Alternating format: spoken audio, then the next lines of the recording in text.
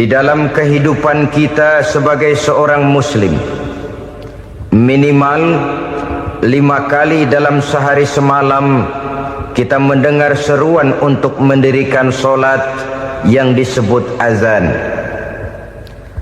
Ada kalimat menarik di dalam kalimat azan itu, yakni seruan hayya 'alal falah, marilah menuju kepada keberuntungan, marilah meraih kemenangan.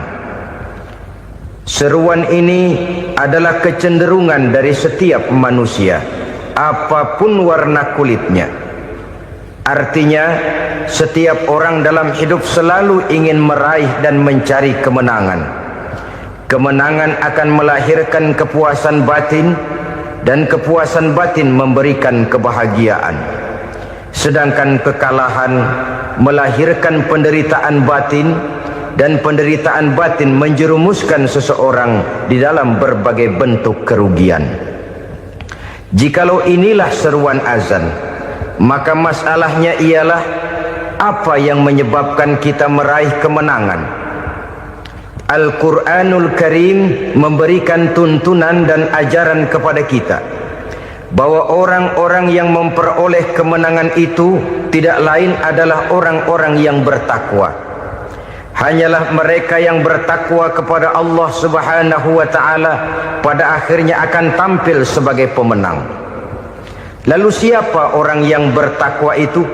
Dijelaskan dalam awal-awal Al-Baqarah, orang yang bertakwa yang akan meraih kemenangan. Pertama, allazina yu'minuna bil ghaib, yaitu orang-orang yang beriman kepada yang gaib, percaya bahwa ada alam yang gaib, alam yang abstrak, alam yang tidak bisa dijangkau oleh salah satu daripada panca indera kita. Mereka percaya dan beriman kepada adanya malaikat, beriman kepada adanya iblis dan jin, beriman kepada adanya alam kubur, beriman kepada adanya alam mahsyar, beriman kepada adanya alam akhirat, beriman kepada adanya surga dan neraka. Beriman bukan cuma sekedar beriman dalam ucapan bibir saja, tetapi beriman yang nilai iman itu mampu mewarnai gerak dan gaya hidupnya. Iman yang meresap sampai ke tulang sumsum, kemudian memberikan dampak positif di dalam kehidupan manusia. Alam, kita tahu, adalah sesuatu yang selain Allah, dan Allah bukanlah alam. Apapun namanya selain daripada Allah, itu adalah alam. Alam pada hakikatnya terbagi menjadi dua. Ada alam syahadah, alam nyata, alam konkret, alam yang bisa dijangkau oleh salah satu indera kita. Kemudian ada alam ghaib, alam yang tidak bisa dijangkau oleh panca indera kita, alam metafisika, alam abstrak, alam yang wajib kita imani keberadaannya. Kita percaya bahwa malaikat itu ada, kita percaya kepada jin, bahwa jin itu ada, kita percaya kepada adanya iblis dan setan. Bukan percaya kepada iblis dan setannya, percaya bahwa iblis dan setan itu ada. Itu termasuk salah satu daripada sifat orang yang bertakwa kepada Allah. Saudara-saudara kaum muslimin rahimakumullah, kecenderungan pembangunan yang lebih bersifat materialistis biasanya menggeser aspek kehidupan rohani. Orang berpikir empiri, dan dalam pola pikir yang demikian, maka alam gaib tidak lagi mendapat perhatian. Aspek kehidupan yang bersifat rohaniah malah mulai ditinggalkan. Akibatnya terjadilah kepincangan di dalam kehidupan kita. Pernah ada satu pengalaman pribadi dalam perjalanan kembali ke tanah air. Dalam pesawat di sebelah kanan saya duduklah seorang Jerman, namanya Heiner Simonsen. Iseng saya ajak kenalan, saya ajak ngobrol, saya tanya dia. Saya bilang, Mas Henner ini. Kalau pesawat yang kita tumpangi ini jatuh ke bawah, kira-kira apa yang bakal terjadi, Mas? Dia bilang, kita semua akan mati. Begitu? Iya. Oke. Apa itu mati? Tanya saya. Dia bilang, untuk tahu apa itu mati, kita harus tahu lebih dahulu apa itu hidup. Saya pikir nih bule bisa ngomong juga. Baiklah kata saya. Apa hidup menurut Anda itu? Oh, hidup itu dia bilang, kalau seluruh anggota badan kita bekerja secara normal, paru-paru memompa darah secara normal, jantung berdetak secara normal, sel-sel tubuh bekerja secara fit, dan organisme tubuh hanya mau bekerja secara normal, dia bilang, kalau kita memberi makan yang cukup, menu yang teratur, dan gizi yang lengkap. Saya bilang, kesimpulannya apa, Ner? Dia jawab, hidup adalah dari tangan ke mulut. Life is from the hand to the mouth, kata dia. Hidup adalah dari tangan ke mulut. Jadi masalah hidup tidak lebih daripada masalah isi perut. Orang pergi pagi, pulang sore, peras keringat, banting tulang, perut yang dibelain. Saya bilang, you are wrong. Sampean salah, Ner. Kamu orang Islam bukan? Bukan. Pantas. Kenapa saya salah? Dia bilang, ya jelas salah. Salahnya di mana? Kamu ini manusia. Kalau hidup cuma dari tangan ke mulut, saya bilang, kambing di kampung saya juga begitu pikirannya, Ner. Itu kambing di kampung saya, asal perutnya kenyang, sudah hidup dia. Perkara besok bagaimana, lusa prospeknya macam mana, bulan depan ada apa, kambing nggak pernah mikir. Di kampung saya kambing juga pikirannya begitu. Kamu Kristen ya? Tadinya. Loh kok tadinya, lalu apa sekarang kamu ini? Dia bilang, sekarang saya netral. Saya tidak beragama, tapi saya percaya kepada Tuhan sebagai pencipta alam. Saya ingat benar dia bilang, I haven't any religious, but I believe to God as the creator of the world. Kenapa bisa netral begitu, Ner? Habis saya bingung katanya. Islam bilang Islam baik, Kristen bilang Kristen baik, Hindu Buddha bilang Hindu Buddha baik, semua agama baik. Saya netral sekalian, nggak beragama. Yang penting saya percaya kepada Tuhan. Saya bilang, Ner, kamu ini kayak orang mau beli celana, lalu bingung. Yang satu bilang Levi's bagus, yang satu bilang Blue Jean hebat, yang satu bilang Wool England hebat. Celana ini hebat, celana itu bagus, celana ini hebat, semua celana bagus, kamu bingung. Akhirnya netral, tidak pakai celana. Itu juga salah. Saya pikir-pikir, kemudian saya melihat bahwa dua pola berpikir Henner ini nampaknya sudah mulai menggejala di lingkungan masyarakat bangsa kita. Disadari atau tidak, secara jujur kita harus berkata, dua pola pemikiran Henner ini mulai berkembang di tengah masyarakat bangsa kita. Pertama, pola pikir materialisme. Hidup adalah dari tangan ke mulut. Masalah hidup tidak lebih masalah isi perut. Itu yang perlu dibela, dan disitulah arti kehidupan. Pergi pagi, pulang sore, peras keringat, banting tulang untuk mempertahankan perut. Kalau sudah kemari cara orang berpikir, maka buat apa percaya kepada yang gaib? Untuk apa sholat? Untuk apa puasa? Untuk apa zakat? Untuk apa menghadiri majelis taklim? Tanpa kepercayaan kepada yang gaib, hidup berjalan menurut alur empiris dan materialis. Kalau sudah ke sana cara orang berpikir, biasanya orang lalu cenderung menghalalkan segala cara. Hanyalah orang yang percaya bahwa akhirat ada, hanyalah orang yang percaya bahwa alam kubur itu ada, hanyalah orang yang percaya bahwa malaikat itu ada, hidupnya akan lebih terarah dan terkendali. Karena kepercayaan kepada yang gaib yang merupakan fase daripada kehidupan setelah hidup yang sekarang ini, mewarnai gerak pribadi seseorang di dalam dia melakukan kegiatan hidupnya. Pola berpikir materialisme, disadari atau tidak, mulai menggejala di lingkungan masyarakat bangsa kita. Hidup tidak lebih dari urusan tangan ke mulut, mulut ke tangan, tangan ke mulut. Asal perut sudah kenyang, hiduplah sudah. Perkara bagaimana prospek hari yang akan datang, bagaimana akhirat, tidak jadi persoalan. Ini yang oleh Nabi diperingatkan, ad-dunya sijnul mu'min wa jannatul kafir. Dunia adalah penjara bagi orang beriman dan surga bagi orang kafir. Dulu di zaman Belanda hadis ini pernah disalah tafsirkan, disalah artikan, digunakan sebagai senjata untuk mengkebiri dan membuat impoten umat Islam. Sudahlah umat Islam gak usah macam-macam, kata Belanda. Dunia ini kan penjara buat orang Islam, surga buat orang kafir. Di penjara jangan bertingkah.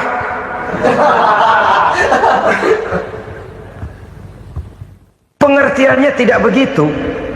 Dunia adalah penjara bagi orang mukmin. Artinya dalam kehidupan dunia seorang mukmin tidak bebas memperturutkan hawa nafsunya. Di penjara hawa nafsunya itu. Sebaliknya surga bagi orang-orang kafir. Buat orang kafir, surgalah dunia ini. Mereka bebas memperturutkan hawa nafsunya, dilarang tidak terlarang, dicegah pun tidak tercegah. Mereka hidup menurut alur bisikan nafsu mereka sendiri. Kemudian bila ajal datang, maut merenggut nyawa, selesailah surganya sampai di situ. Maka bagi orang-orang yang tidak percaya kepada adanya akhirat, kepada adanya alam gaib, surganya sebatas umurnya. Sekali lagi, surganya sebatas umurnya. Bila umur selesai, ajal pun datang merenggut nyawa, selesailah sudah surganya sampai di situ. Alangkah pendeknya perjalanan orang-orang yang tidak percaya kepada alam gaib ini. Bagi kita mukmin, jikalau kita mampu memenjarakan hawa nafsu, kita bisa bahagia di dunia ini. Dan Islam memang tidak menyuruh kita sengsara di dunia. Raih dunia, kejar dunia, gapai dunia sebagai alat untuk mencapai kebahagiaan di akhirat nanti. Hidup adalah satu perjalanan panjang yang terbentang sejak kita terlahir dari alam rahim sampai kepada alam akhirat nanti. Andai kata kita gagal meraih kebahagiaan di dunia, toh kita masih punya akhirat. Tapi jangan jadi dalil yang melemahkan semangat. Biarin dah kita di dunia kebelangsak, yang penting akhirat. Akhirnya dunia benar-benar kebelangsak. Bagaimana dunia ini bisa kita raih, dan bagaimana meraih dunia untuk menunjang kepentingan akhirat nanti. Yang kedua, dari pikiran Heiner yang saya lihat menggejala di lingkungan masyarakat bangsa kita, timbulnya manusia-manusia netral. Seolah-olah Tuhan yes, agama no. Sama Tuhan percaya, agama ogah. Tuhan ngangguk, giliran agama godeng. Padahal hampir dalam setiap ayat dalam Quran, kata-kata amanu biasanya bergandeng dengan wa amilus sholihat. Iman dan amal soleh. Ini sebagai isyarat Tuhan dan agama jangan pernah dipisah-pisah. Apabila kita bertuhan, maka kita harus beragama. Apabila kita beragama, maka agama itu harus bersumberkan dari Tuhan yang kita imani itu. Tidak mungkin kita pisah, Tuhan yes, agama no. Sama Tuhan percaya tapi agama bikin sendiri. Sembayangnya cukup bengong 2 jam madep ngulon.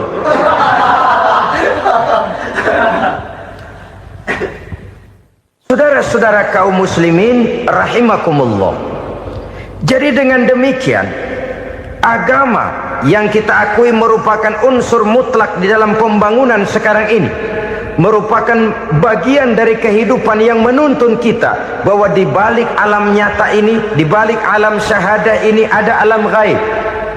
Dan mudabbir, murabbi, yang mengatur, yang menguasai, yang memelihara baik dia alam nyata, baik dia alam gaib, tidak lain adalah Allah Subhanahu wa ta'ala. Di sana ada satu super power satu maha kekuatan yang kita perlu bersandar kepadanya. Sebagai makhluk nyata yang hidup di alam nyata, berbuatlah secara nyata sebagaimana harusnya kita berbuat. Karena Islam jelas bukan agamanya orang pemalas.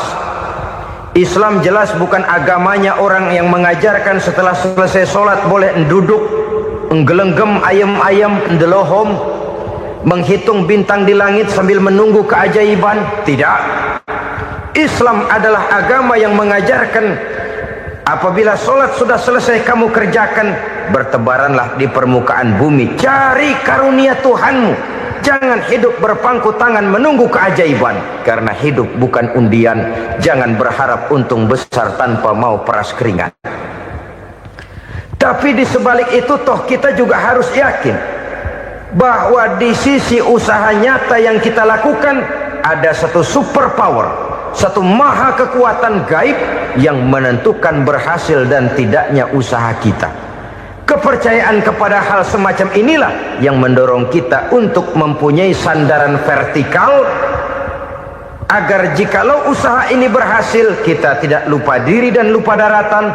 Jikalau usaha ini gagal, kita tidak putus asa dan buruk sangka, tidak cupik pandangan dan sempit hati, tapi mampu melihat persoalan dengan kacamata putih sambil husnuzon kepada Allah Subhanahu wa ta'ala.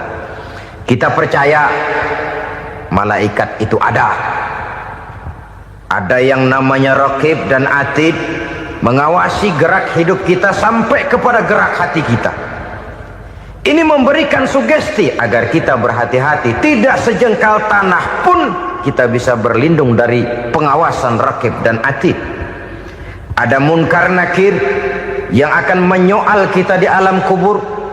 Ada malaikat Malik, penjaga neraka. Ada malaikat Ridwan yang menjaga surga. Kita percaya kepada adanya jin, kita percaya kepada adanya setan, iblis. Percaya kepada adanya, bukan mempercayai si setan, si iblis lalu menjadikannya sebagai teman. Tidak. Percaya bahwa mereka itu ada dan merupakan makhluk Allah yang gaib yang diciptakan Allah Azza wa Jalla. Kepercayaan kepada alam gaib memberikan motivasi terhadap gerak lahir manusia, sehingga dengan motivasi kepercayaan kepada yang gaib, gerak lahir jadi lebih terarah, jadi lebih terpelihara. Pernah seseorang bertanya, "Pak, apakah adanya akhirat bisa dibuktikan secara ilmiah?" Saya bilang tidak bisa, tidak bisa. Kenapa? Karena yang berangkat nggak pernah pulang kembali lagi. Kalau dia pulang kemari bisa kita tanya bagaimana enak di sono. Cuma secara moral saya katakan, lebih beruntung orang yang percaya kepada akhirat daripada yang tidak. Sekarang saudara percaya akhirat ada, lalu saudara baik-baik di dunia, sholat, puasa, zakat, menolong orang lain, menebarkan kebajikan. Saudara mati, andai kata akhirat tidak ada, toh dalam hidup saudara sudah berbuat baik, paling tidak nama saudara akan dikenang sebagai orang baik. Sebaliknya, saudara percaya, kata saya, bahwa akhirat tidak ada, lalu hidup semau-maunya, tenggelam dalam maksiat dan munkarat, menentang Allah, tidak mau ruku dan sujud, lalu saudara mati, kemudian akhirat ada. Ayo, mau apa? Bekal tidak punya. Jadi secara moral lebih beruntung orang yang percaya kepada adanya akhirat daripada yang tidak percaya. Dan itu alam gaib yang tidak bisa dibuktikan secara eksat. Jangankan untuk membuktikan seperti itu, dalam kehidupan sehari-hari saja yang kita rasakan tidak selalu berbentuk toh. Angin, bagaimana sih bentuknya angin? Kita tidak tahu. Merah, buktinya kalau dikerok merah. Yang merah itu kulit, yang kulit kita bukan anginnya. Sakit, rasa sakit itu ada, tapi bagaimana bentuk sakit kita nggak pernah tahu. Kalau kita makan cabai pedas, bagaimana bentuk pedas itu tidak ada, tapi rasa ada. bentuk pedas hijau, cabenya bukan pedasnya. Tidak semua yang kita rasakan bisa kita gambarkan dalam bentuk yang konkret. Oleh karena itu, sekali lagi bahwa kepercayaan kepada alam yang gaib mampu memberikan satu sugesti yang menata kehidupan seseorang lebih lurus, lebih terarah, dan lebih terkendali. Maka wajar kalau kepercayaan kepada yang gaib mengantarkan seseorang untuk meraih kemenangan. Kenapa? Dia percaya kepada yang gaib, bahwa akhirat ada, bahwa alam kubur ada, bahwa pertanggungan jawab itu ada. Maka dia lalu tidak hidup saenae udele dewe, gitu loh. Tidak hidup menurut seleranya sendiri, terarah, teratur. Ini cirinya yang pertama. Orang bertakwa yang akan meraih kemenangan, mereka beriman, mereka percaya kepada yang gaib. Bahkan hal-hal konkret saja selalu berangkat dari yang gaib. Saudara-saudara, para remaja, para pemuda sekarang ini tidak pernah tahu toh siapa yang akan jadi teman hidup saudara. Kita bisa saja ngerancang, mentargetkan, tapi toh akhirnya yang namanya jodoh bukan kekuasaan kita. Rezeki di luar kemampuan kita. Begitu juga ajal, maut, jodoh, ajal adalah contoh-contoh konkret bahwa pada akhirnya yang gaiblah yang menentukan. Bertahun-tahun ngelancong, emang jodoh seret, nggak jadi.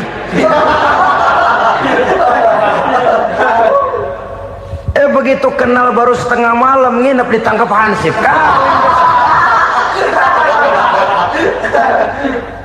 Hal-hal semacam itu kadang-kadang kita berpikir suuzon, gilet, perempuannya cakep banget, lakinya rebek amat. Memang begitulah jodohnya. Memang begitulah jodohnya. Saudara hadirin ma'asyiral muslimin yang saya hormati, jadi hal-hal yang konkret saja kita yakini sepenuhnya ditentukan oleh satu superpower yang gaib itu tadi. Dari sanalah segala ketentuan itu berangkat dan kesanalah segalanya akan kembali. Maka kepercayaan kepada yang gaib meluruskan gerak hidup seseorang dan itu akan mengantarkan dia kepada meraih kemenangan. Satu. Yang kedua, wa yuqimuna shalah. Orang bertakwa yang akan meraih kemenangan itu adalah orang-orang yang mendirikan sholat. Kenapa sholat mengantarkan orang untuk meraih kemenangan? Yang jelas, inna sholata tanha anil fahsya'i wal munkar. Sholat mampu mencegah manusia dari perbuatan keji dan munkar. Banyak filsafat hidup yang terkandung di dalam sholat ini. Sejak kita wudhu sampai kita menghadap ke arah kiblat, sampai kita melakukan gerak-gerak sholat, bacaan-bacaan yang ada di dalam sholat, lalu sampai kepada mengucapkan salam. Banyak filsafat hidup yang terkandung di dalam sholat. Umpamanya saja, setelah takbiratul ihram mulai kita dengan sholat dalam posisi berdiri, diajarkan dalam kitab-kitab fikih agar kita melihat ke arah tempat sujud. Ini kan filsafat kehidupan. Kalau kamu sholat dalam posisi berdiri, lihat tempat sujud. Jangan sholat mata jelalatan, sebab nanti bisa mengurangi kekhusyuan. Jadi wajar kalau yang dikatakan bahwa yang paling afdol adalah shaf yang di depan. Kenapa? Secara harfiah pengertiannya akan lebih mengundang kekhusyuan. Kenapa? Kalau kita di shaf paling depan di masjid umpamanya paling banter kita lihat tembok. Tapi kalau kita shaf di tengah atau di belakang, orang-orang di depan kita pun akan kelihatan. Yang bajunya loreng, yang bajunya genggang, yang bajunya macam-macam. Kita lihat, kadang-kadang kita pikirin, ada yang bajunya bolong. Kita sholat tapi dalam hati, nih orang bajunya robek ya nggak tahu apa. Ada saja hal-hal yang mengusik kekhusyuan kita. Oleh sebab itu diajarkan dalam posisi berdiri, lihat, arahkan pandangan matamu kepada tempat sujud. Ini kan filsafat kehidupan. Maksudnya apa? Kalau lagi diri lihat dong tempat sujud. Kalau udah di atas ingat dong sama yang bawah. Kalau sudah tinggi, ingat dong dari mana kamu berangkat. Kalau sudah berkuasa, bantu dong yang lemah. Kalau sudah kaya, santuni dong yang miskin. Kalau sudah alim, bimbing dong yang awam. Ini filsafat kehidupan. Dalam posisi berdiri, kau lihat tempat sujud. Ini akan melahirkan kepekaan sosial, di mana seseorang mau tahu kepada orang lainnya. Bagaimanapun kaya kita, tinggi pangkat dan jabatan kita, jikalau hidup hanya untuk kepentingan perut sendiri saja, rasanya belum membawa manfaat di dalam kehidupan kita. Tapi efek yang tertinggi sesungguhnya, solat mencegah manusia dari perbuatan keji dan munkar. Perbuatan keji dan munkar, walaupun kelihatannya mendatangkan uang, membawa keuntungan, tapi itu keuntungan semu, keuntungan sementara. Dengan menipu orang lain kita bisa dapat untung, tapi tidak membawa berkah, dan itu adalah kerugian besar dalam kehidupan kita. Maka untuk meraih kemenangan harus dimulai dengan membentuk kepribadian yang tegar, memiliki sandaran vertikal yang langsung kepada Allah Subhanahu wa ta'ala, dan itu hanya bisa kita tempuh melalui jalur ibadah formal yang sudah ditentukan Allah, yakni solat yang 5 waktu. Untuk memperkuat itu ada solat-solat sunnah, rawatib, nawafil sebagai terminal kontrol cadangan untuk memelihara stabilitas temperatur batin di dalam kita berhubungan dengan zat yang maha gaib, yaitu Allah Subhanahu wa ta'ala. Orang sering bertanya, Pak, itu tetangga saya nggak sholat, duitnya nggak habis-habis, Pak. Nggak sholat tapi mobilnya tambah terus, nggak sholat tapi usahanya makin maju. Tapi di sisi lain ada orang yang rajin sholat, rezekinya butak bener, anaknya mana kurus, mana korengan. Saudara hadirin ma'asyiral muslimin rahimakumullah, harus saya katakan bahwa solat memang bukan untuk cari duit. Solat adalah sandaran vertikal kita kepada Allah. Sedangkan soal rezeki itu berkaitan dengan sifat Allah maha pengasih dan maha penyayang. Allah maha pengasih, siapapun dikasih kalau mau usaha. Allah maha penyayang, tidak semua orang disayang oleh Allah Azza wa Jalla. Dan belum tentu banyak harta itu merupakan nikmat. Mungkin juga istidraj. Artinya istidraj itu dikasih tapi diambulin, kalau bahasa Betawinya itu. Dikasih tapi diambulin, itu bukan merupakan nikmat sesungguhnya, lebih merupakan azab dari Allah Subhanahu wa ta'ala.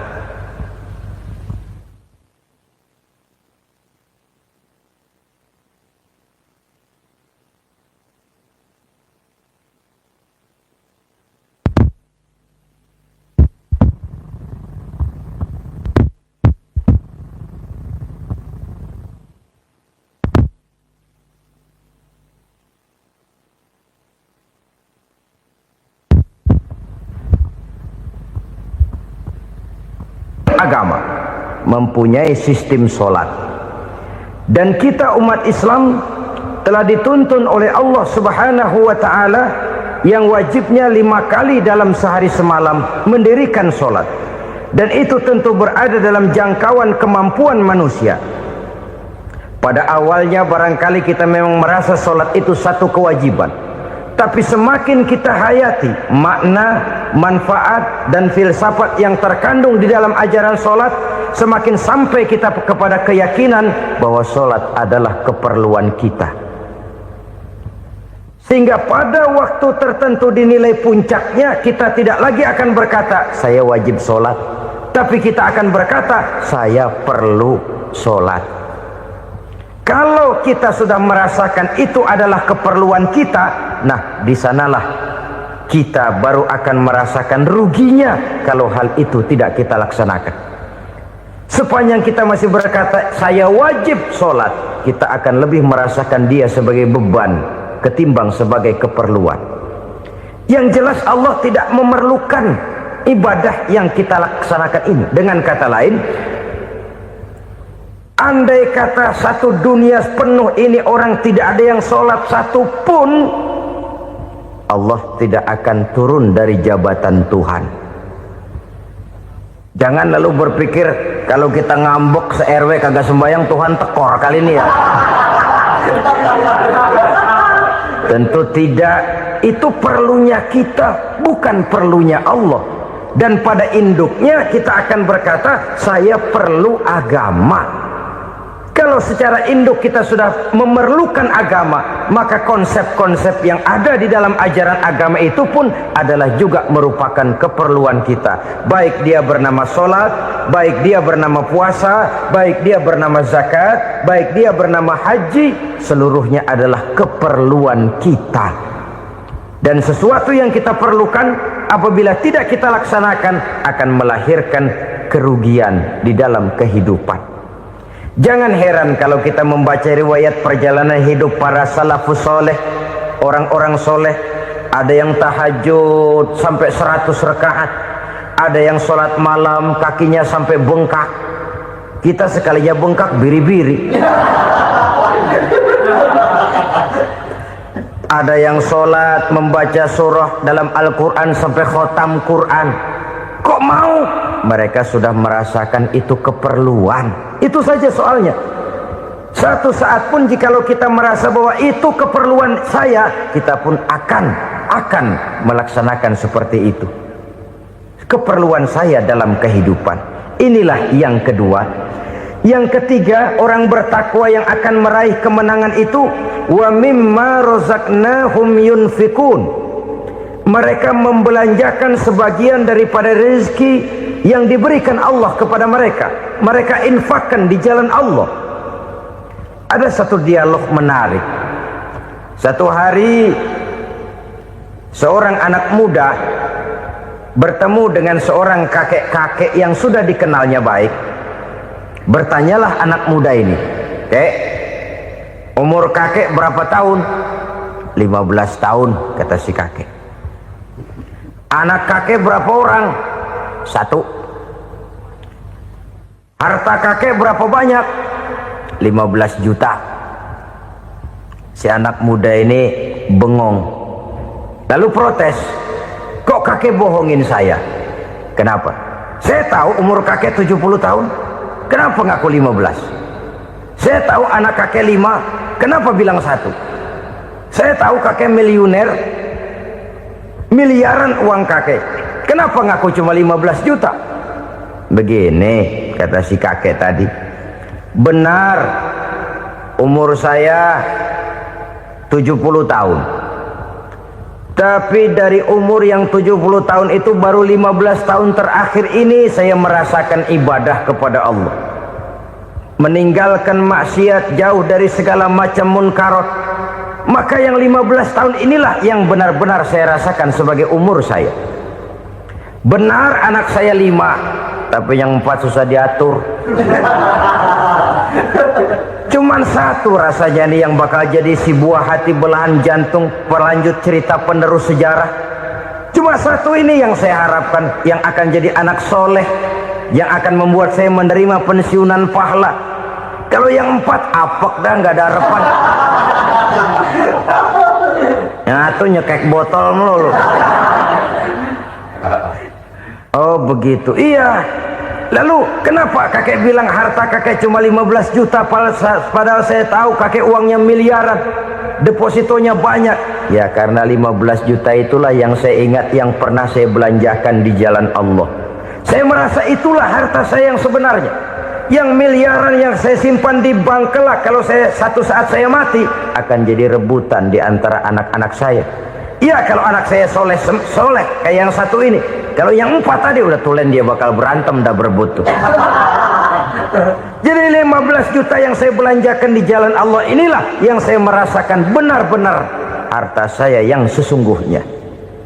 Dialog ini patut menjadi bahan renungan kita bersama. Diberikan kita umur 40, 50, 60, 70, 80.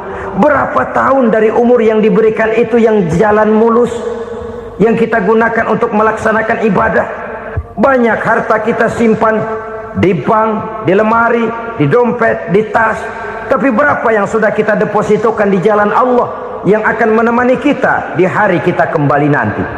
Maka orang bertakwa yang akan meraih kemenangan, wa mimma razaqnahum yunfikun, mereka membelanjakan sebagian dari rezeki yang diberikan Allah di jalan Allah subhanahu wa ta'ala. Ma'asyiral muslimin rahimakumullah, zahirnya memang kita memberikan kepada orang lain, tapi hakikatnya kita menyimpan untuk diri kita sendiri.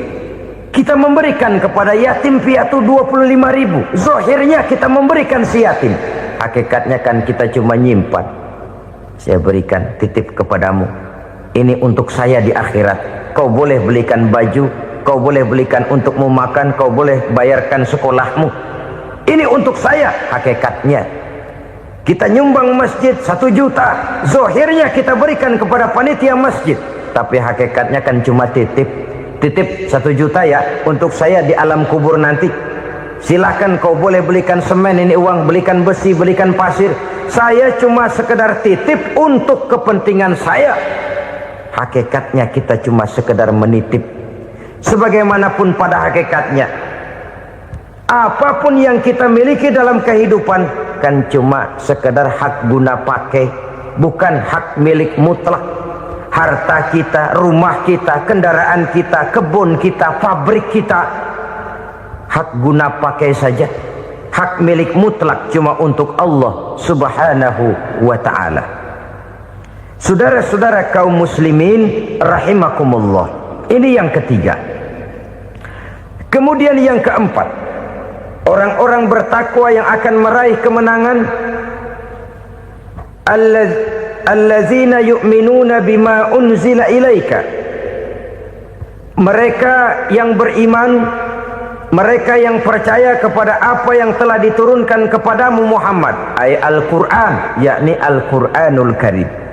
Setelah percaya kepada yang gaib, mendirikan solat, kemudian menginfakkan sebagian dari rezeki yang diberikan Allah, mereka juga lalu percaya kepada yang diturunkan terhadap Nabi, yaitu tidak lain Al-Quranul Karim. Sekali lagi di sini, percaya bukan hanya sekedar percaya saja, tetapi percaya lalu menjadikan Al-Quran itu sebagai pedoman hidup. Sebab memang Al-Quran itu adalah GBHM, garis-garis besar haluan muslim. Apa yang harus kita lakukan, apa yang harus tidak kita lakukan, bagaimana mestinya kita bertingkah laku dan berbuat, seluruhnya tercantum di dalam Al-Quranul Karim. Itu sebabnya ketika satu hari Aisyah ditanya bagaimana akhlak Rasul, beliau menjawab, kana Rasulullah sallallahu alaihi wasallam khuluquhul Quran. Akhlak daripada Rasulullah tidak lain adalah Al-Quran. Jawaban simpel ini memberikan gambaran bahwa keseluruhan daripada konsepsi Quran sudah diterjemahkan dalam kehidupan Rasulullah sallallahu alaihi wasallam. Karena kita tahu akhlak adalah keseluruhan dari gerak hidup manusia, sejak ia berpribadi, berumah tangga, bertetangga, bermasyarakat, sampai kepada berbangsa dan bernegara. Al-Quran tetap memberikan sentuhan nilainya. Oleh karenanya, orang-orang yang bertakwa adalah orang-orang yang menjadikan Al-Quran sebagai pedoman dalam kehidupannya. Dan kita yakini Al-Quran diturunkan kepada Nabi Muhammad bukan merupakan produk Nabi Muhammad. Isi dan redaksinya langsung dari Allah subhanahu wa ta'ala. Kemudian cirinya yang kelima, orang bertakwa yang akan meraih kemenangan itu, wa ma unzila min qablika, tidak hanya sekedar percaya kepada yang diturunkan terhadap Nabi Muhammad yaitu Al-Quran, mereka juga percaya kepada apa yang pernah diturunkan kepada para nabi, kepada para rasul sebelum Nabi Muhammad. Percaya kepada adanya suhuf, percaya kepada adanya Taurat, percaya kepada adanya Injil, percaya bahwa Allah dahulunya sudah menurunkan Taurat kepada Musa, percaya bahwa Allah sudah menurunkan Injil kepada Isa, percaya Injil ada, Taurat ada, diturunkan Allah untuk Isa dan Musa, tetapi tidak wajib mengamalkannya karena kita sudah diberikan Al-Quranul Karim. Ini yang perlu saya garis bawahi. Kita percaya Allah telah menurunkan Injil dahulu kepada Isa. Kita percaya bahwa Allah telah menurunkan Taurat dahulunya kepada Nabi Musa. Kadang-kadang ini dijadikan dalih, dikacaukan pengertiannya. Quran saja mengajarkan bahwa orang yang bertakwa harus percaya kepada Injil, maka pakailah Injil. Apalagi kalau ayat sebelumnya ditilap, dihapus, dihilangkan, Injilnya yang ditekankan, maka akan terjadilah penekanan yang salah arah. Karena salah arah akhirnya bisa merusak dan menghancurkan akidah. Ketika Rasul suatu saat pernah ditanya orang, "Ya Rasul, bagaimana sikap kita sebagai muslim terhadap Injil yang ada sekarang?" Beliau menjawab, "La tukadzibuhu jami'an wa la tusaddiquhu jami'an." Jangan didustakan seluruhnya, jangan juga dibenarkan semuanya. Artinya, ini sudah merupakan gambaran dari Rasul bahwa dalam Injil yang ada sekarang masih ada ajaran-ajaran tauhid yang dibawa oleh Nabi Isa dan diajarkan kepada umatnya. Tapi juga dalam Injil yang sekarang ini sudah terkena intervensi dan investasi manusiawi. Karena itu Rasul menyimpulkan, la tukadzibuhu jami'an wa la tusaddiquhu jami'an. Jangan didustakan semua, jangan dibenarkan seluruhnya. Kita memang percaya Allah telah menurunkan Injil kepada Nabi Isa dulu, tapi kita tidak wajib mengamalkan Injil. Kita percaya Allah telah menurunkan Taurat kepada Nabi Musa, tapi kita tidak wajib mengamalkan kitab ajaran Taurat. Yang wajib kita percayai dan kita amalkan hanyalah Al-Quranul Karim. Kenapa? Oleh karena baik yang ada di dalam Taurat, baik yang ada di dalam Injil, tentu tercakup di dalam Al-Quran sebagai kitab terakhir yang diturunkan oleh Allah Subhanahu wa Ta'ala. Dan itu wajar. Kalau seorang pejabat mau mengeluarkan satu keputusan baru, tentu dia harus meninjau keputusan-keputusan lama. Andai kata dianggap tidak berlaku, dianggap tidak relevan lagi, maka keputusan-keputusan lama itu tentu sudah dianggap tidak berlaku. Sebagian daripada aturan-aturan dalam keputusan lama yang masih dianggap relevan tercantum dalam keputusan baru yang wajib diamalkan. Begitulah hubungannya antara Al-Quran, Taurat, Zabur, dan Injil. 4 kitab samawi yang diturunkan Allah masing-masing kepada Zabur untuk Nabi Daud, Taurat untuk Nabi Musa, dan Injil untuk Nabi Isa alaihi wassalatu wassalam. Ketiga-tiga kitab itu kita percayai adanya. Kita yakini Allah telah menurunkan Zabur, Taurat, dan Injil, tapi kita tidak wajib mengamalkannya. Yang wajib kita mengamalkannya sekarang ini tidak lain hanyalah Al-Quranul Karim saja, karena ia mencakup apa yang ada di dalam Zabur, apa yang ada di dalam Taurat, dan apa yang ada di dalam Injil. Keotentikannya bisa dipertanggungjawabkan. Ya, tapi kan Nabi Muhammad sudah mati 14 abad yang lalu, dan di zaman beliau Al-Quran kan belum dikodifikasikan, belum ditulis. Bagaimana keotentikannya bisa dipertanggungjawabkan? Mudah saja. Allah berjanji, "Inna nahnu nazzalna dzikra wa inna lahu lahafizun." Kami yang menurunkan Al-Quran dan kami yang akan menjaga dan memeliharanya. Allah turunkan Quran, Allah menjaganya. Bagaimana cara Allah menjaga Al-Quran itu? Banyaknya orang-orang yang hafaz Al-Quran. Hafaz Al-Quran 30 juz, 114 surah, 6.666 ayat. Sehingga jangankan satu kata, jangankan satu ayat, satu kalimat saja berubah sudah akan timbul reaksi dan mudah dimengerti. Kenapa? Banyak orang-orang yang hafaz Al-Quran. Sedangkan pada setiap akhir tahun biasanya malaikat Jibril selalu mengadakan checking terhadap ayat-ayat yang diturunkan pada waktu itu. Di zaman Nabi sendiri sudah ada usaha kodifikasi. Dan yang lebih luar biasa lagi, sampai hari ini tidak seorang pun mampu membuat satu ayat saja semacam Al-Quran. Ke bahasa manapun dia diterjemahkan, naskah aslinya tetap ikut, rujukan dasarnya tetap ada. Berdasarkan itu maka tidak mungkin terjadi penyelewengan terhadap atau pemalsuan terhadap ayat-ayat Al-Quranul Karim. Kesuciannya, keotentikannya, kemurniannya bisa dipertanggungjawabkan. Ma'asyiral muslimin rahimakumullah.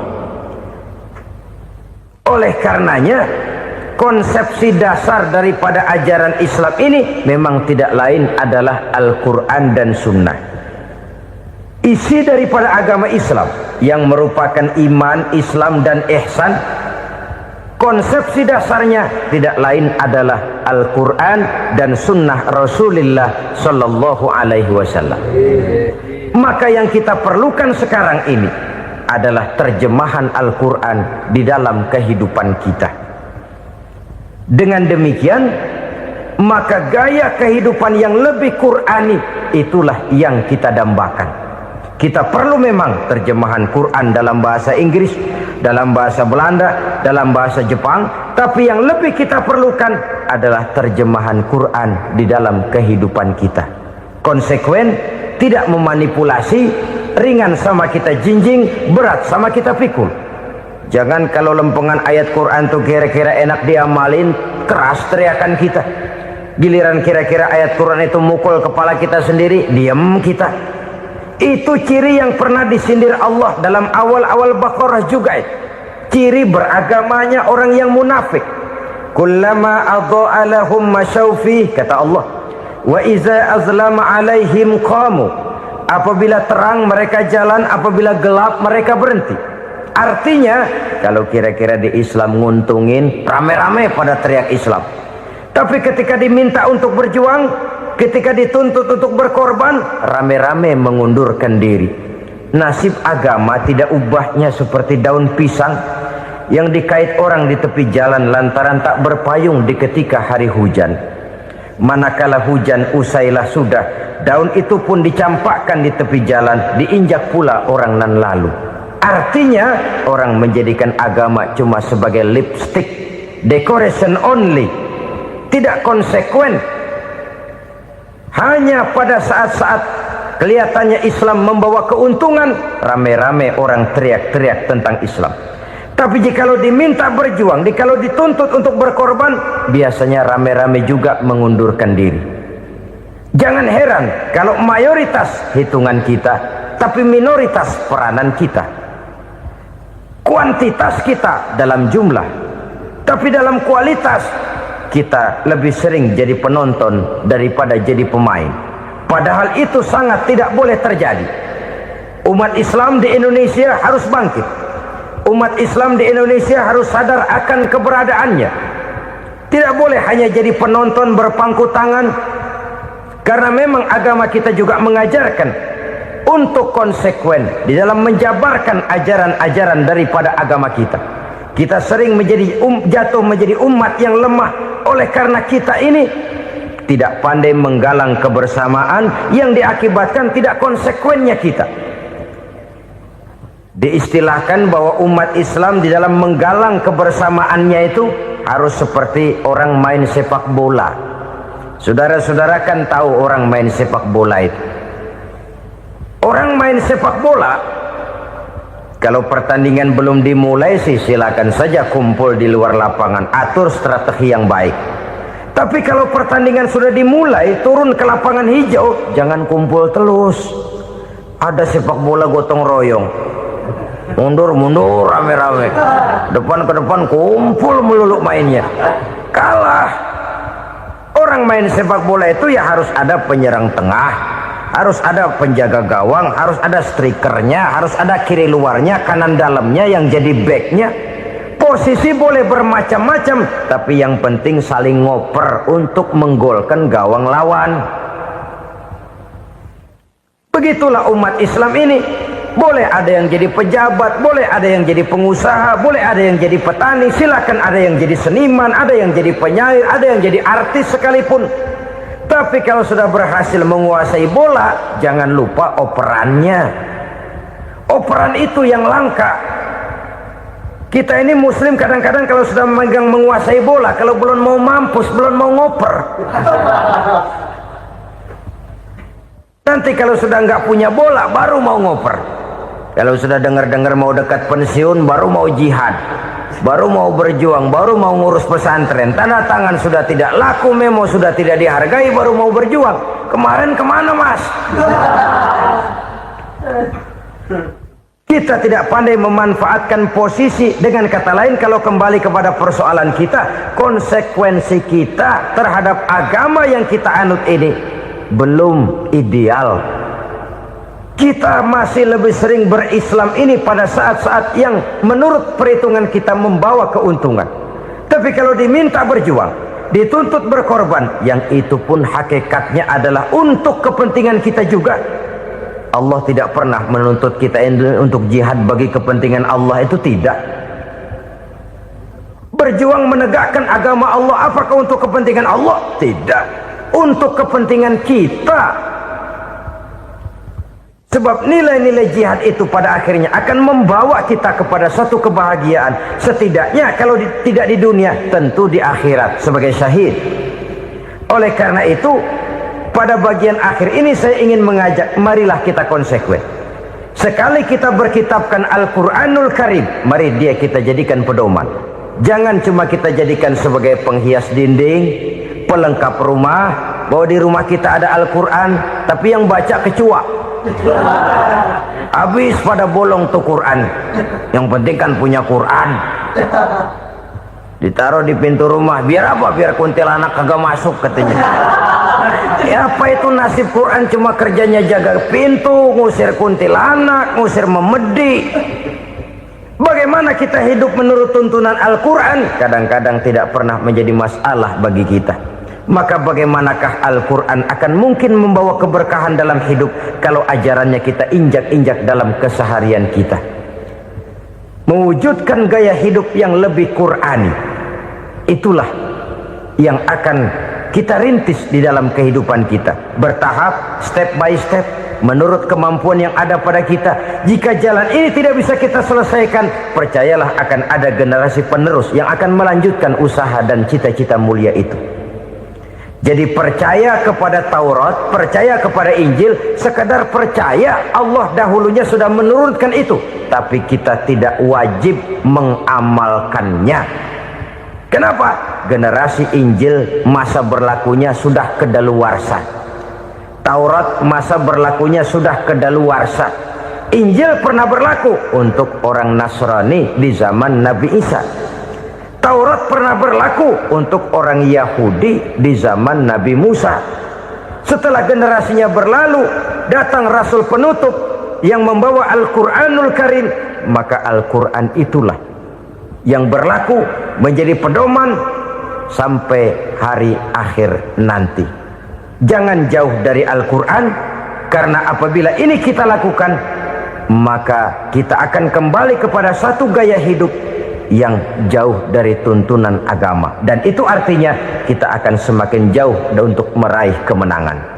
Saudara-saudara kaum muslimin rahimakumullah, yang keenam, yang terakhir, orang-orang bertakwa yang akan meraih kemenangan itu wabil akhirati hum yuqinun. Mereka percaya, mereka yakin seyakin-yakinnya akan adanya hari akhir, di mana seseorang akan mempertanggungjawabkan seluruh perbuatannya di dalam hidup ini, dan tidak ada satu perbuatan yang bagaimana kecilnya sekalipun yang tersembunyi dalam pandangan manusia yang tidak akan dibukakan persoalannya di mahkamah Qadi Rabbul Jalil di akhirat nanti. Itulah sebabnya maka percaya kepada akhirat disebut secara khusus Padahal di awal tadi sudah dijelaskan yu'minuna bil ghaib, percaya kepada alam gaib, dan alam gaib ini termasuk akhirat. Kenapa pada bagian akhir disebut lagi akhirat?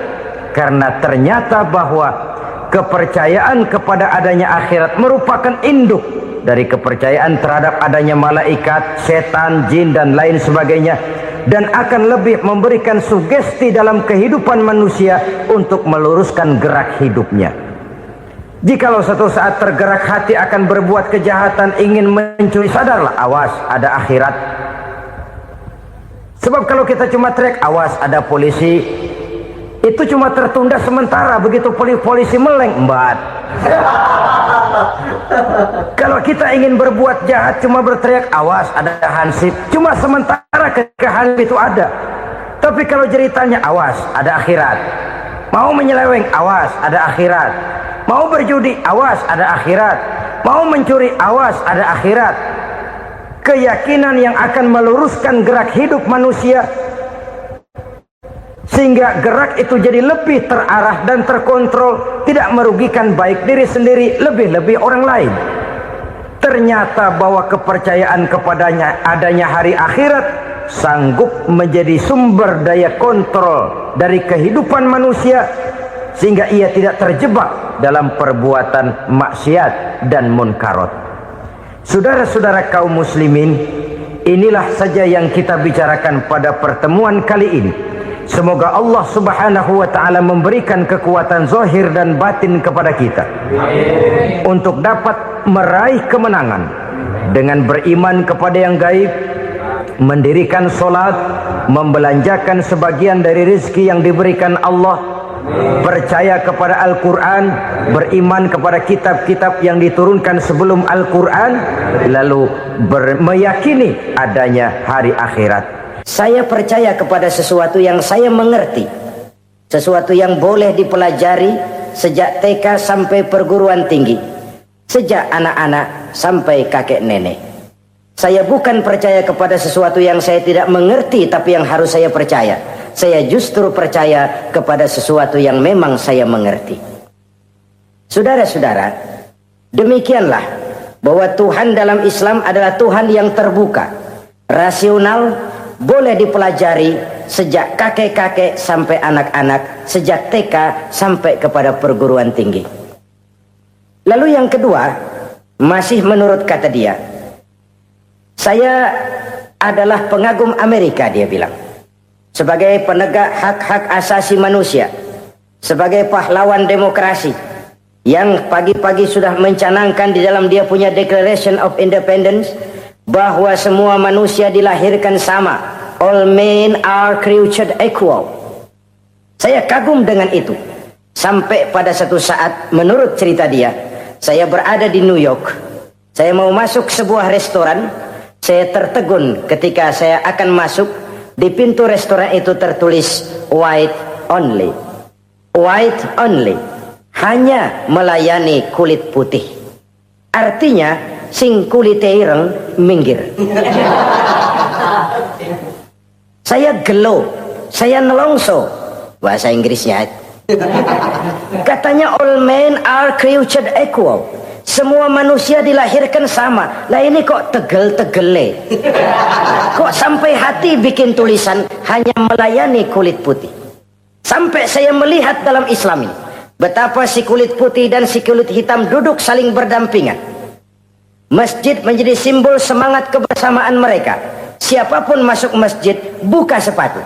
Di sana mereka menghadap ke arah yang sama, menyembah Allah Tuhan yang sama, mengikuti cara Rasul yang sama, melakukan gerak yang sama, membaca bacaan yang sama, dengan bahasa yang sama. Persaudaraan seperti inilah yang lama saya dambakan. Ini kenapa saya memilih Islam. Saudara-saudara kaum muslimin, saya ingin menggunakan cerita ini sebagai pengantar bahwa salah satu misi Islam memang membebaskan manusia dari ras diskriminasi. Nabi menyatakan, innallaha la yanzuru ila suwarikum wa amwalikum, walakin yanzuru ila qulubikum wa a'malikum. Sungguh Allah tidak melihat tampangmu, Allah tidak melihat potonganmu, Allah juga tidak melihat hartamu. Yang Allah lihat adalah hati dan amal perbuatanmu. Islam membebaskan manusia dari ras diskriminasi. Dari manapun orang datang, apapun warna kulitnya, dari suku apapun ia dilahirkan, akidah mengikatnya dalam satu persaudaraan yang mesra, persaudaraan Islam. Nilai manusia dengan demikian bergantung kepada ketakwaannya. Takwa, seperti kita tahu, adalah bahasa Quran yang sudah menjadi bahasa kita. Sedemikian sering kalimat ini dipakai, sampai-sampai ia mengalami pergeseran dari arti yang sebenarnya. Takwa, sejauh yang kita baca dari peninggalan para ulama kita, mempunyai konotasi imtithalul awamir wajtinabun nawahi, melaksanakan seluruh yang diperintah Allah dan meninggalkan semua yang dilarangnya. Apa perbedaan prinsipnya? Kalau melaksanakan perintah itu sesuai dengan kemampuan, tapi menjauhi larangan itu mutlak.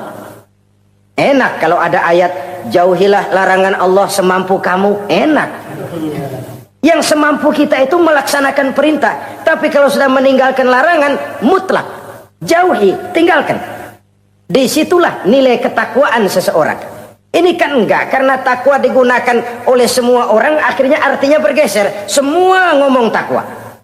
Pejabat kalau dilantik bertakwa, bertakwa, bertakwa, sampai membleh bertakwa. Setelah pelantikan mata takwa ngalor, dia ngidul. Harus dikembalikan kepada pengertian asalnya. Takwa itu adalah komitmen seseorang kepada perintah Allah dan komitmen meninggalkan yang dilarangnya sesuai dengan kemampuan. Di situ nilai manusia dalam pandangan Allah. Yang tadi Nabi katakan, Allah nggak lihat potongan kita, Allah nggak lihat harta kita. Yang Allah lihat adalah hati dan amal perbuatan. Dan itulah takwa itu. Maha benar Allah dengan firman-Nya yang menyatakan, inna akramakum indallahi atqakum. Yang paling mulia di antara kamu dalam pandangan Allah adalah orang yang paling bertakwa kepadanya. Sering sekali sekarang ini kalimat agama digunakan untuk maksud yang tidak sama dengan maksud agama. Ya contoh kalimat takwa ini. Atau misalnya kita baca iklan, telah berpulang ke rahmatullah dengan tenang. Kalau dengan tenangnya sih boleh dah, mana ada orang mati kelojotan. Tenang. Tapi ke rahmatullah. Rahmatullah itu kan artinya kasih sayang Allah. Kasih sayang Allah itu kan surga. Kalau bajingan mati, enggak ke rahmatullah pulangnya. Kalau mau jujur mestinya telah pulang ke neraka. Kalau mau jujur, kalau mau pakai bahasa netral sopan, telah berpulang. Begitu sajalah. Pulang kemana? Ya sesuai dengan amalan dia. Tapi kita kadang salah kaprah menggunakan kalimat rahmatullah untuk yang tidak baik. Termasuk di dalamnya penggunaan kalimat takwa ini. Padahal disinilah nilai manusia dalam pandangan Allah. Kalau manusia dinilai dari potongannya, oh bintang film nomor 1 masuk surga. Kalau manusia dinilai dari hartanya, konglomerat nomor 1, kita mau belakangan, buncit banget gitu. Allah maha benar.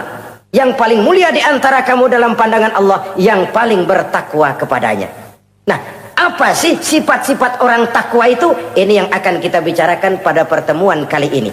Berangkat dari surah Al-Baqarah ayat 3 sampai dengan ayat 5, kita akan melihat 5 tanda orang-orang takwa itu. Apa dia? Pertama, allazina yu'minuna bil ghaib. Orang yang bertakwa adalah orang yang beriman kepada hal-hal yang gaib. Kita tahu bahwa yang ada ini kan cuma 2 saja pada hakikatnya. Pertama Allah, dan yang kedua alam. Allah adalah apa yang selain alam. Yang selain alam itu ya Allah namanya. Allah itu bukan alam, dan alam bukannya Allah. Allah disebut Khalik, alam disebut makhluk. Kemudian alam ini kan ada 2 macam. Ada alam nyata, ada alam gaib. Ada alam syahadah, ada alam gaib. Alam nyata kita sebut dengan alam fisika, dan alam gaib kita namakan dengan alam metafisika. Termasuk dalam alam gaib ini kita wajib beriman. Akhirat, alam gaib, kita percaya akhirat itu ada. Alam kubur, alam gaib, kita yakini keberadaannya. Malaikat, alam gaib. Jin, alam gaib. Setan, genderuwo, memedi, kuntilanak, tuyul. Kita percaya kepada iblis, percaya bahwa iblis itu ada. Kita percaya kepada malaikat, percaya bahwa malaikat itu ada. Dan kepercayaan ini sudah nature. Kalau kita lihat dalam dunia animisme, orang dahulu menyembah pohon sebenarnya kan karena dia percaya bahwa pohon punya kekuatan.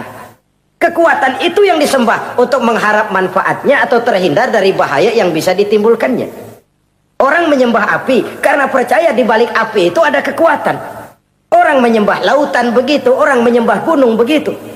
Nah, Islam mengarahkan ini kepada hal-hal yang lebih konkret. Percaya kepada alam gaib. Bahwa di balik alam nyata ini ada alam yang tidak nyata.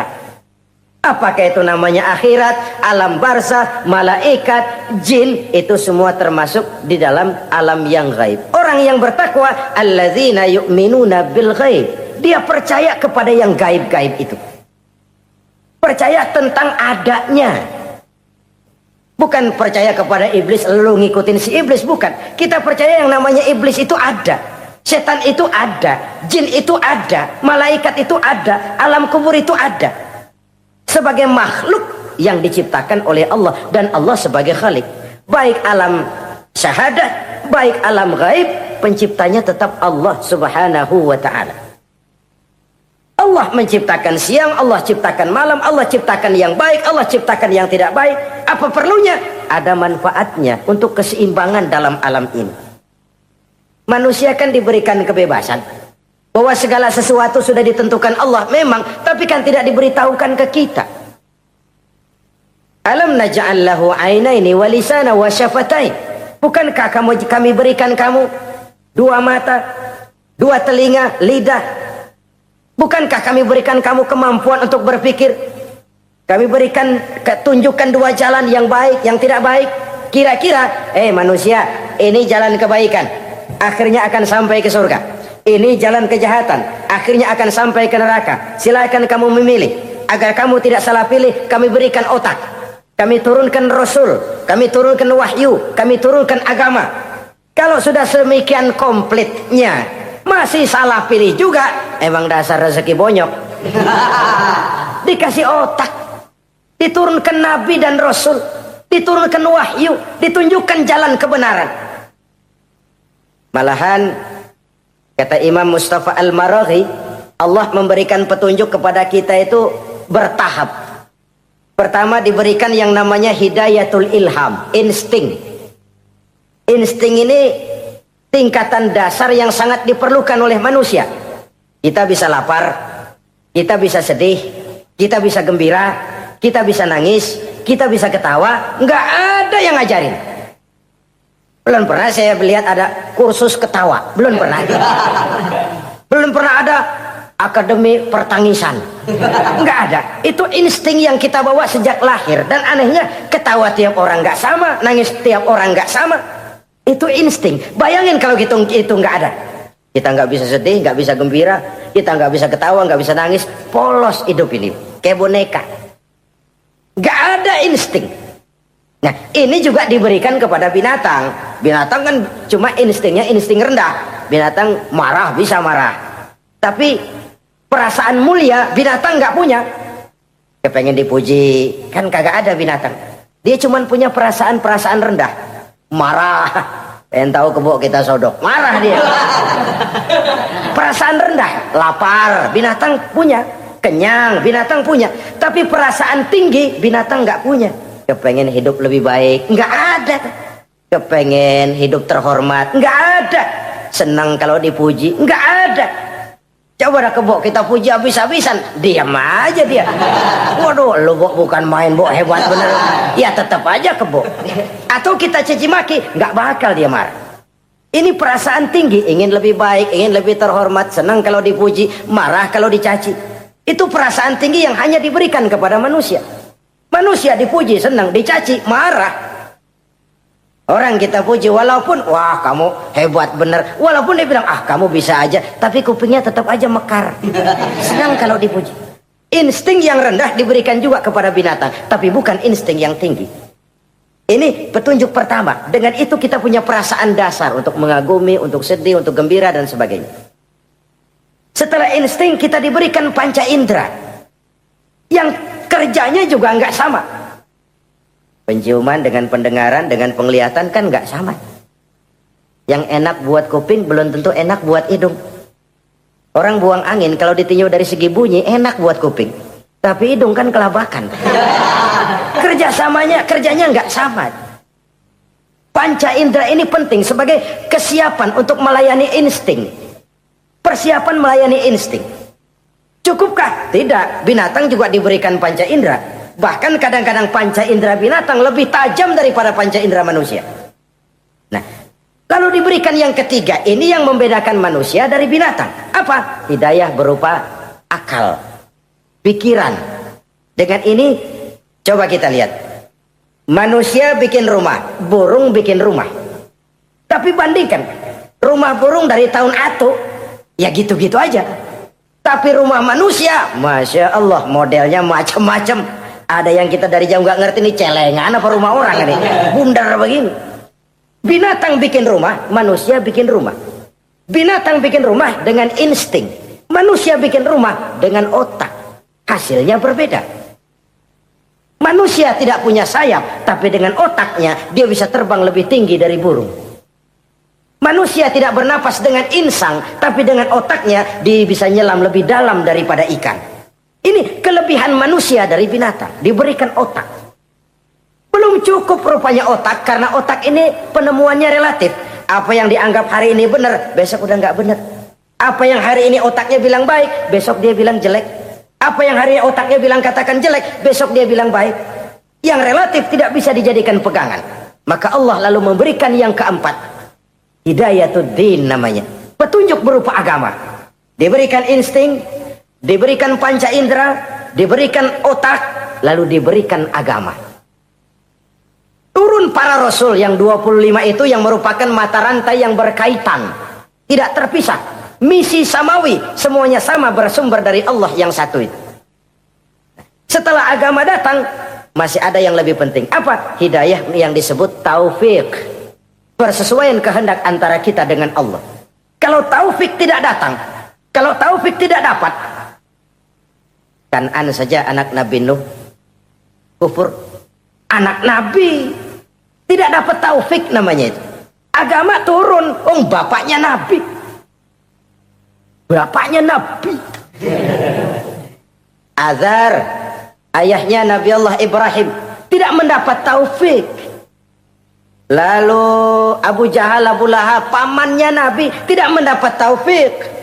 Lalu istrinya Nabi Lut tidak mendapat taufik. Bayangkan ini, anak Nabi, paman Nabi, bapak Nabi, istri Nabi. Taufik inilah yang hak prerogatif Allah. Insting semua dikasih, panca indera semua dikasih, otak semua dikasih, agama kepada semua diturunkan. Tapi taufik ini hak prerogatif Allah. Lah kita ini bersyukur, ponakan Nabi aja bukan dapat taufik. Tidak sekedar mendengar Islam, mendengar agama, tapi mengikuti agama itu sendiri. Inilah institusi-institusi yang diberikan Allah kepada kita. Jadi kalau sudah begini lengkap, manusia, nih aku kasih, tempuh jalan ini, masih salah juga, dasar sableng. Pantas kalau Allah mengadili, pantas kalau Allah memberikan sanksi. Kenapa? Rasul udah turun, otak dikasih, panca